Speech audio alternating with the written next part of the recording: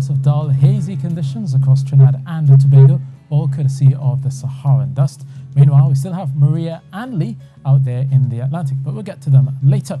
Right now, across the eastern Atlantic, not much is happening. We've got dry air, some of that Saharan dust, but also we've got some unfavorable wind shear, which basically means we're getting the winds coming up from the west to the east at the top of the atmosphere. So any tropical waves leaving at this time will basically be sheared apart. But the trough does have one issue in that as it is there, lying north to south across the eastern Caribbean, it will begin to move towards the west and it will likely begin to probably drag the ITCZ with it as we go through midweek. So we could be seeing a bit more cloudiness and some showers as we go later on through tomorrow. So watching for the clouds to build across Tobago in the towards Plymouth, down towards Mason Hall, Signal Hill, as well as Patience Hill, watching for the showers to begin to encroach along those areas as we go through the afternoon and into the evening. And obviously I feel that coming across towards the main ridge as well.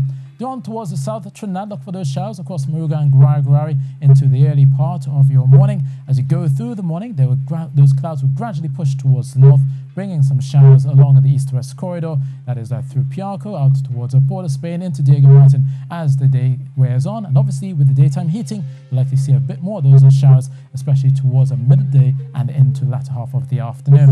Down towards southern areas, the clouds will be there for San Fernando, Point Fortin, down towards Iran as well, so definitely watching for a few of those showers pushing through. There's a slight chance of a shower or two turning heavy, especially during the heat of the afternoon in southern areas. Looking for a mild night, possibly no lower than 24 degrees Celsius in Trinidad, 26 in Tobago, 32 likely in Tobago through tomorrow, despite some clouds. But the clouds will definitely be thicker as you go through Thursday, possibly longer spells of showers and some rain expected as you go through Thursday for both Tobago and Trinidad. And then by the time we get to Friday and Saturday, there will be fair conditions likely. The sunshine will come out with the ridge of high pressure building to start the weekend.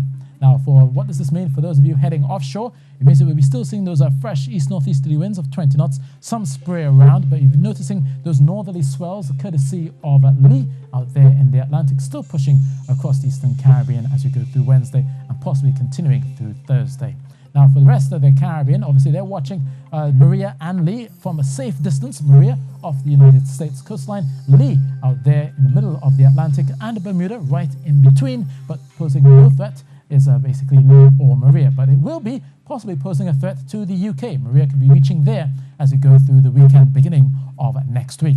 But for us here in the Caribbean, we have a tale of two halves. Tropical waves splitting rain across the Greater Antilles, so looking for some downpours for Jamaica, Havana as well, seeing some thunderclouds with some cloudiness expected for Haiti and a few showers there as we go through the day. Meanwhile, towards the east, it's mostly hazy with a lot of the sunshine being shrouded by that Saharan dust, and a few showers are likely as you go later on in the afternoon, as I said, with that upper level trough dragging some moisture. So it's mostly going to be for the southern Windward Islands that will likely see some clouds and some showers pushing into Barbados, and some of that as well maybe getting into St. George's, Grenada, possibly by nightfall. So that's the weather, and that's it from me.